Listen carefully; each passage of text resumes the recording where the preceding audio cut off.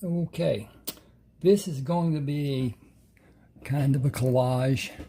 I'm going to go through the books I've written in the order that I wrote them and talk about them somewhat, each one. Not to really dive into it, but as it is. This is Mutual Transitions. It's the first attempt I made at writing a book. Took a long time, a lot of effort. I learned a lot, and that's the process of being an author, learning the nuances and how to express, how to be understandable, just the shortcuts. At any rate, this is about a man who was kidnapped, abducted, and taken out to different locations, until they took him out to Arizona, where he was supposed to be killed and made it look like a suicide. And the two idiots that had him got into a fight about how they would do it, and he got away from them and slipped and fell into a ravine, a hole that was partially covered by a canopy that did not allow birds to get to him. And then he was found by a prospector and was helped by a doctor on that reservation they were on. And it goes back into how he reclaimed his life. First book, first try. Then I talked to a man in Washington, I was in Montana at the time, about publishing my book, which I did not know was not a feasible act at the time. And he asked if it had sex in it, and I said no. And he said, the first time author in America today does not get published without sex. So I wrote Lovers, Lies, and Lilies, and it is adult entertainment. It is. I hate it when he picked her up, carried her up the steps, took his left foot and closed the door. What'd they do? What? So anyway, I wrote Lovers, Lies, and Lilies Part 1. Then the story continued, and it was too big for one book to go on a reader. So I made it Part 2. That is actually part of her life, Sarah. I didn't get into that part. She was in an abusive situation with her drunken husband, and he was fired, and he really went off, and so stuff got heated. Anyway, then this is Part 2 of her meeting a lover, of sexual education, growth, and continuing. Then, as an afterthought, came Emily's story. This is an older woman with children, and she has an abusive husband who is also physically and sexually abusive to his children. And Sarah helps her with her situation, and she finds love with a co-worker at a grocery store that Sarah actually owns. That is Emily's story. Then came John Barlow. He's a character in the second book, Part 2. He was born in a brothel, a quarter dance, pardon the expression, whorehouse. The prostitution was up to the ladies. It was not a part of the arrangement that the madam had with them, and she had complete control. At any rate, he was born, stillborn. His mother died during the delivery, and then he was saved by a doctor and a young girl who was a friend of his mother's. And he had privilege because all of the men, the prominent men of New Orleans, took him as their son, figuratively, with support, with all kinds of perks that he was given. And it goes on into his life and how he built a business, good business. Then Joshua. Joshua was a young man in South Carolina who went out on a fishing boat. The fishing boat was attacked by a pirate ship. The two people with Joshua were killed. He was taken prisoner, knocked unconscious and taken prisoner. Came to on a pirate ship, locked in a holding. And he is useful to the man because he could navigate. Nobody on that ship could navigate. And he would show the people partial use of the equipment to do the navigation. Never showed them all of it.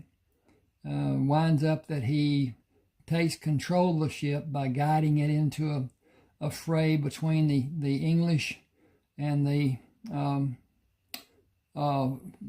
French. And he takes control of the ship, gets it away, lets it float away from the battle, and goes on with what happens in the Mediterranean and his stopping the shipping to Napoleon during the time that Napoleon's brother sat on the throne of Spain. Then this is Joshua's way. He was able to bring ships back to America and establish a life in Charleston.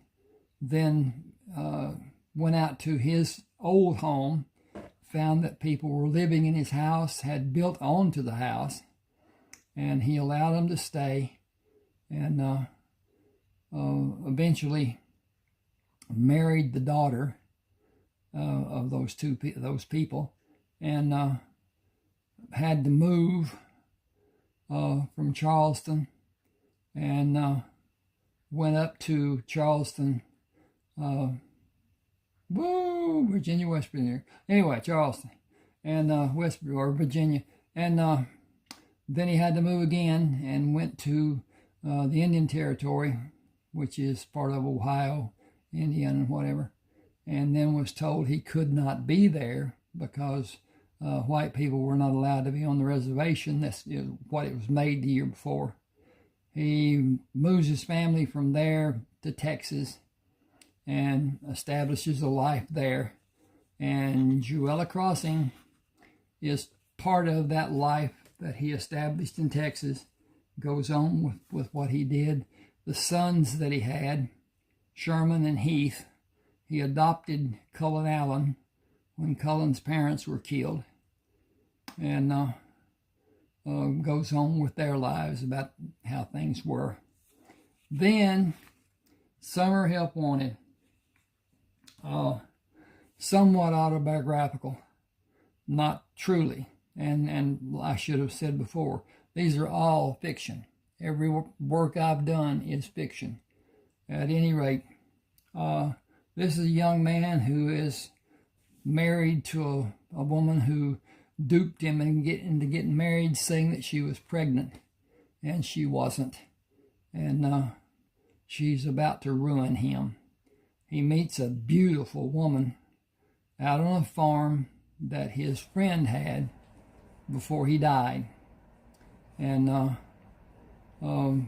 nobody knows who the owner will be, what was in his will.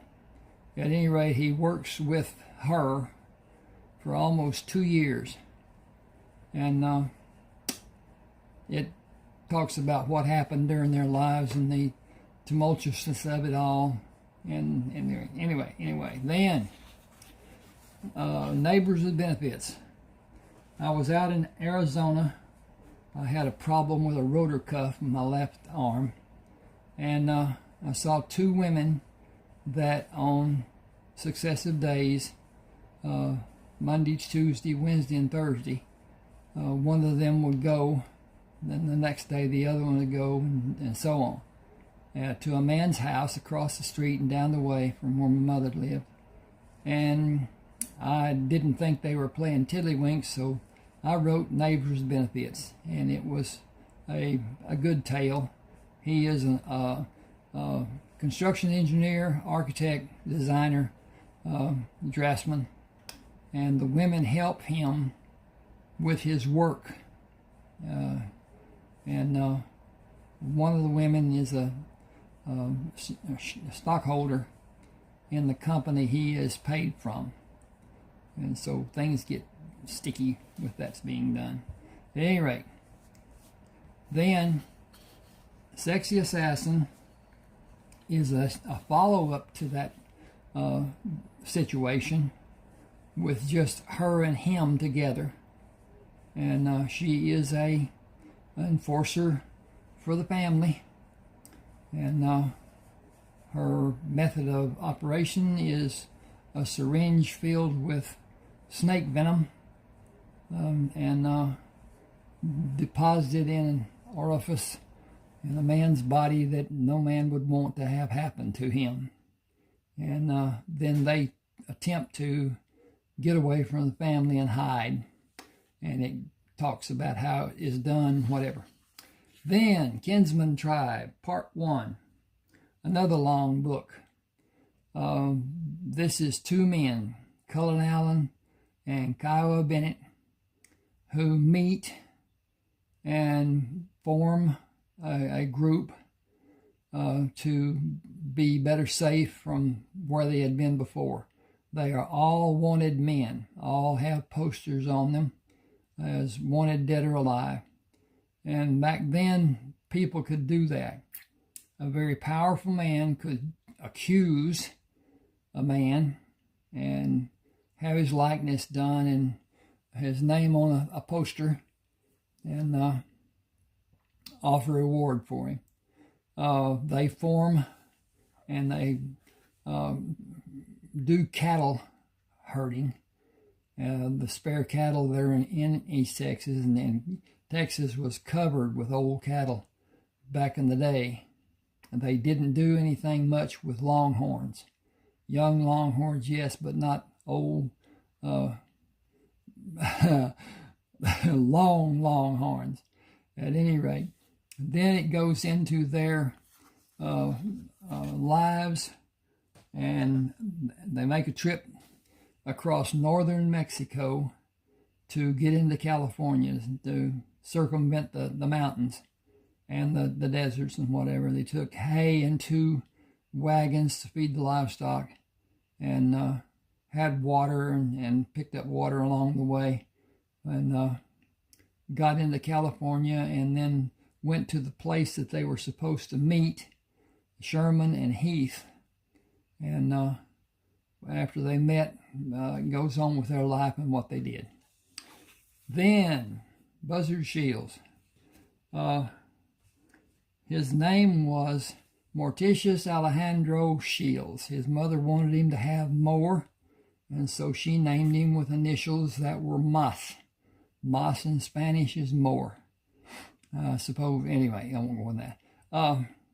Starts off with him as a young life, a school child, and it showcases his abilities that his father taught him, dance moves and whatever, and stick fighting.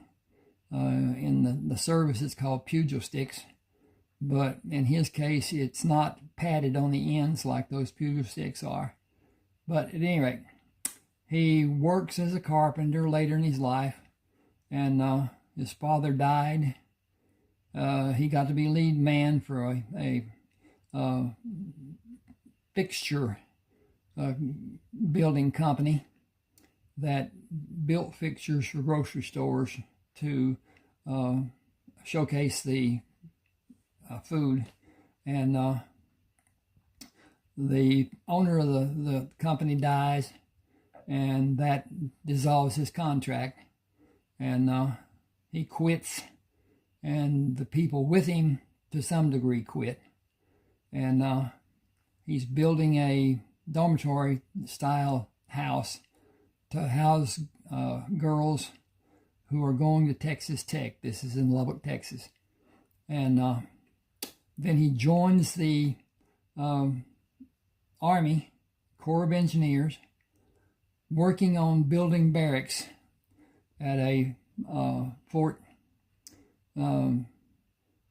south and east somewhat of Lubbock, and does that for a year, and then he's asked to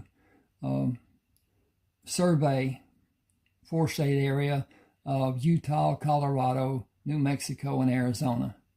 And he gets into some relationships with Indians in northern Arizona, and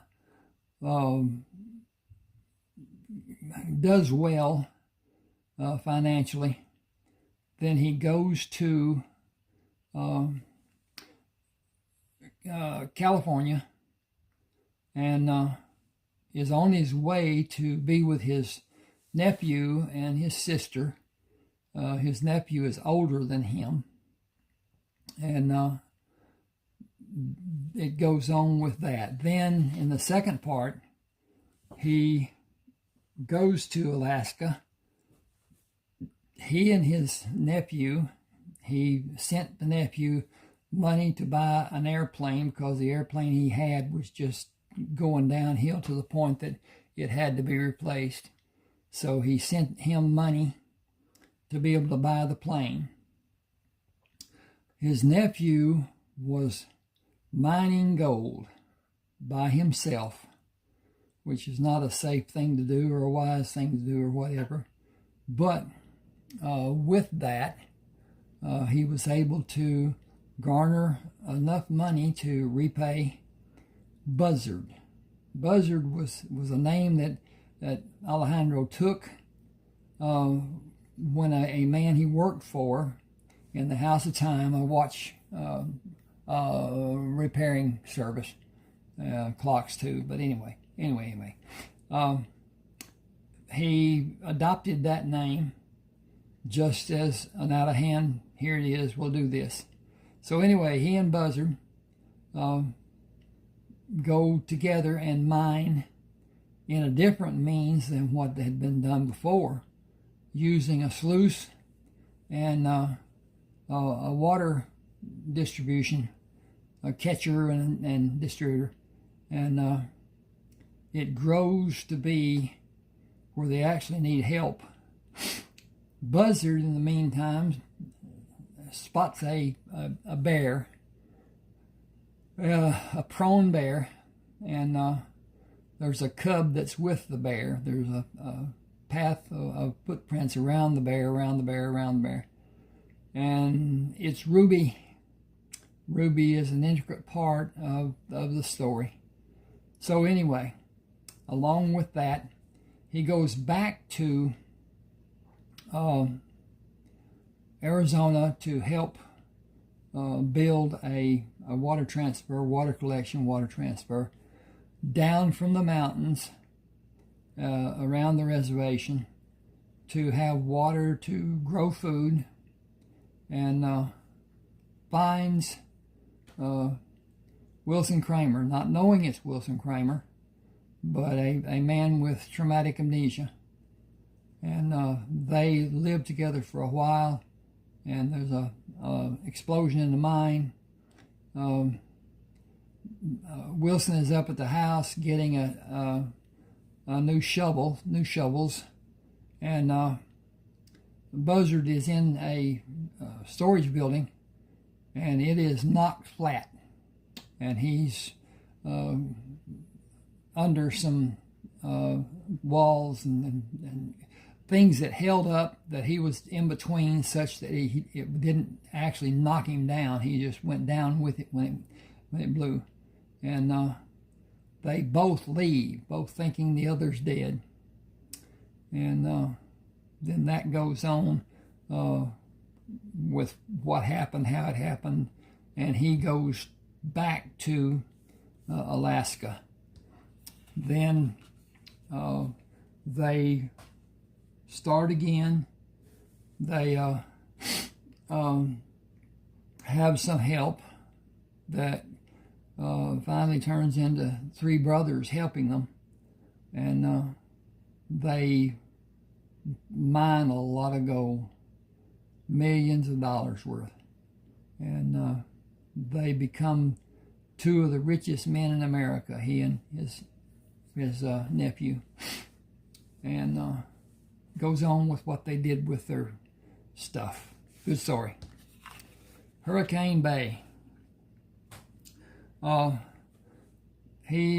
Iverson is driving from a poker game, finds a woman out in the middle of the road after he had not seen a single car all the way from town. He lives on Hurricane Bay and has a draftsman company, and she helps to some degree. She's the richest person in Orange County, but he doesn't know who she is. He's anyway, it goes on. About his dog Butch and the people that come to help him with the business. This is it's not really a follow-up. It's another story, different story totally. It's about a drug war-related crimes and stuff. He's still, I didn't get into why he was made chief of police, but he was by his friend, a judge. And this is a continuation of that story to a degree, and what was happening, drug problems and whatever. Good story. Rodeo Radiance. He is qualified. He has money. He has equipment, truck trailers, and horses. Extremely good horses. And he wants to be a rodeo star. Has wanted to be his whole life. Owns oil wells. Not that he wanted them. It was what had to be done to save the farm in the earlier days. He regretted doing it, but still, that's what happened. And it goes on with his life and love life and sordid affairs.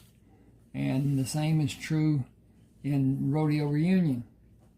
He meets an old friend of his mentors and partners with the man's son in the roping events, bulldogging, and steer wrestling is what they call it now. And they perfect a technique for team roping by the talent that the son of the friend of the mentor has, and how they develop and what they do, and it's a good story. Ooh, Rayford Coleman, Civil War veteran. It begins at the end of the war for Rayford because of his being shot so many times. And he had a head wound, and goes into his recuperation and travel back to his home in Texas, northeast Texas, and is about his life and what he did. And he captured wanted criminals and retrieved objects that were buried and got rich doing it. Then the second part is his life after that was done, and what his domestic life was with 4 different partners. In case you're wondering, this is Jim Bridger, a renowned woodsman, frontiersman, and whatever. But at any rate, this goes into Rayford Coleman's life, his building of the empire that came into being. This is Decorated for Duty, which is about Carlton Brisbane, who is a compadre, friend, whatever, of Rayford Coleman. Rayford taught him how to fight without being a target, and it was looked on as a very ungentlemanly, unchivalrously action, and it was a degree of chastisement every time they did it. He was taken out of the ranks and put into clinics, and the doctors didn't like what they did, and so he was put back in the ranks. That went on for a long time until he also received too many wounds. He leaves Ohio and goes down across and actually gets into New Mexico, and just east of Albuquerque, spends the winter waiting for the opportunity to go to California, and continues north in California up to Oregon and Umatilla Landing. It's now Umatilla, only one word.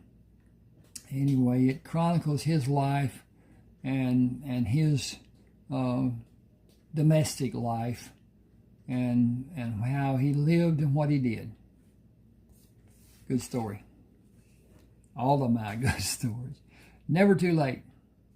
This is a grandson of Carlton Brisbane, Daniel Brisbane. He is a colonel, Special Forces, did not take general officer rank, because he would have not been able to do the duties he'd been performing. He is a leader of a specialized group that guards the president. Wherever there is a large degree of elbow rubbing, he and his group monitor that situation. He even stands in the receiving line from time to time.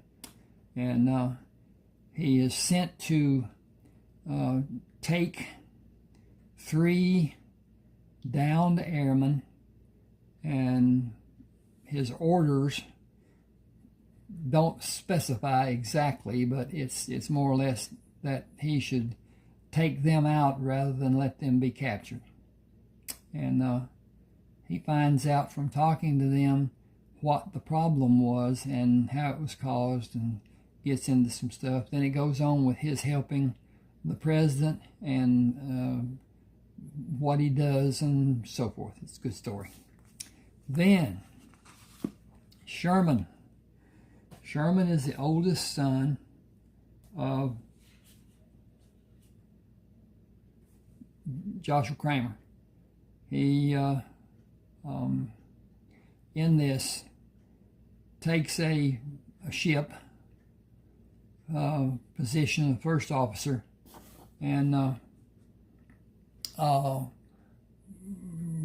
has a captain who is inexperienced and somewhat headstrong and very prideful. And they go down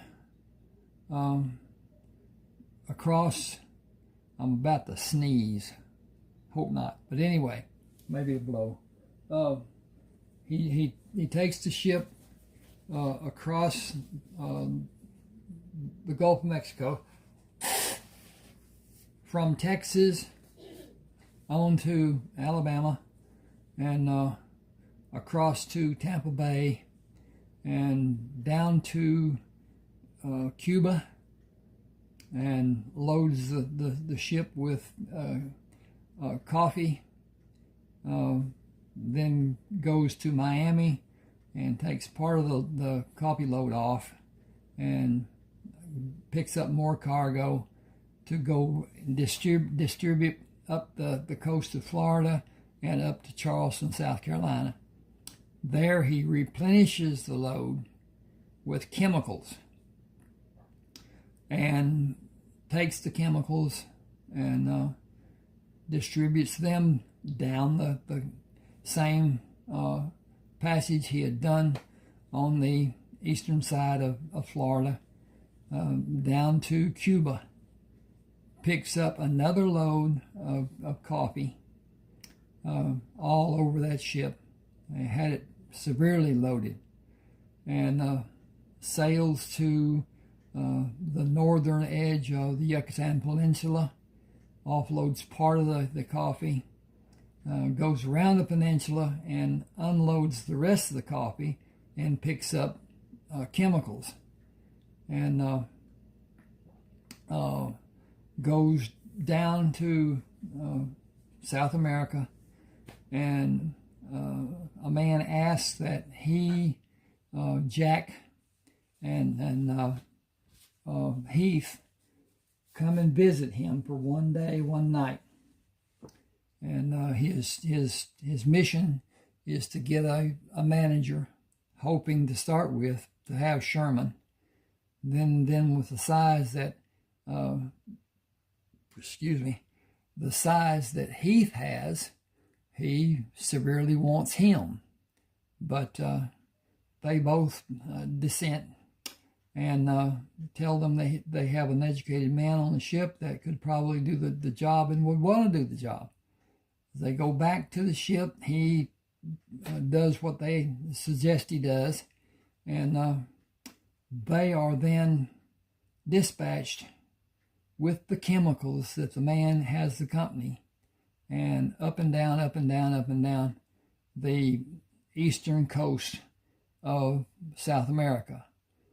They don't go past Mount Video and Buenos Aires, and then go back north.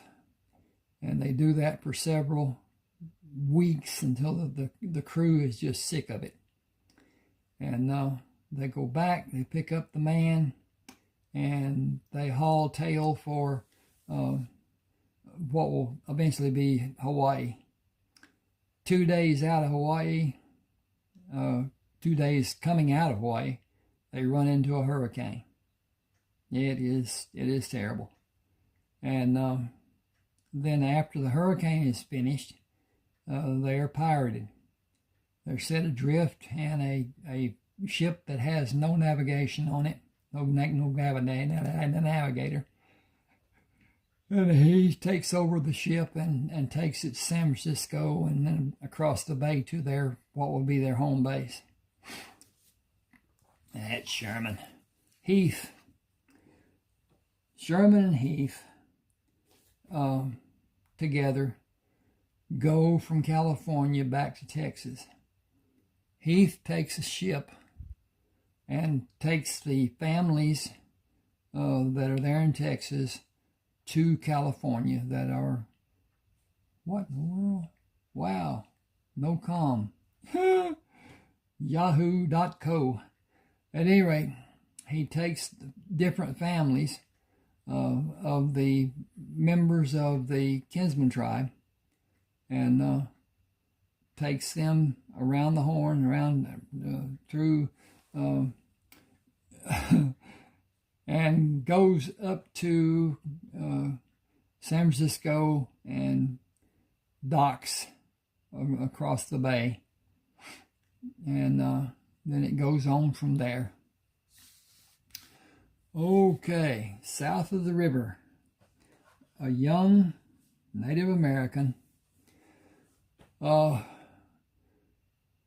sees that a sheriff needs help, and with the outlaw bands that are operating in the area, he does his best to dissuade them from coming into town, as a young might do, and then becomes deputy for the sheriff and saves his life several times.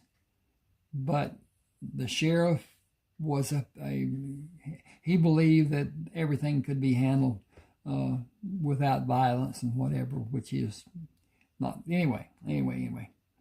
He gives his message that he will not be in at 6 o'clock the following morning, as he had done so many times before, and was going to be a bounty hunter. he had a poster for a man for $900, and a murderer. And he goes to find him, and instead finds others, and takes them back to have the rewards, and goes back again after the man, and winds up they partner in being bounty hunters together, and talks about their life and what they did there. Then, Best of Luck. This is a story about a man who was raised on a farm near Rayford Coleman's. Rayford. Yes, his home. Rayford was given, I shouldn't say given, yes, was given. But anyway. He goes off to be a doctor, and Sam, what's Sam's last name? Yeah, okay. Anyway, Sam becomes a doctor. He is enlisted almost by threat into the Union Army, and is with Grant the day that Lee surrendered his sword. And Sam and volunteers from the other side and his men patch up the wounds of the Confederate soldiers that are across the way, and save over 300 lives. He then waits for the railroad to be repaired so that he can leave and go to Shreveport, Louisiana, and on into Texas. And when he gets home, he finds that his place is fenced. It has crops. It has livestock, animals. And he learns that Rayford is the one who built the farm. And he has wounds that were not taken care of. And so he has Rayford take care of them, and then it goes on about his life after that. So much for Best of Luck and what was done. Thank you for being with me. Please subscribe to my channel. Hit the like button. Tell everybody how great I've done, and and see you on the other side. Thank you.